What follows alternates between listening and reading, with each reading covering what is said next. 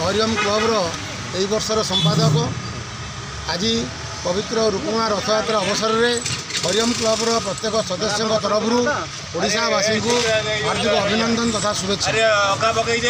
Sir गोटे जिन Hariom club तो या पूर्व होली गोटे भल ये करता खाया ठू आरंभ करी जो होली रंग भी बहुत बढ़िया होता। भाई भी कहते 30 वर्ष है जल छत्र चली जाऊ आपण मानकर जो अच्छा बुद्धिजीवी मैंने आईएस हूँ आईएस ऑफिसर ओएस ऑफिसर और बुद्धिजीवी मानकर रोटारी आपण भी अच्छा मोर कहर उद्देश्य हूँ जो जल छत्र केते दिन धरी चलो जल छत्र आमर यहाँ तो आज जो रथयात्रा लिंगराज को आरंभ है 18 पर्यंत यहाँ चलो।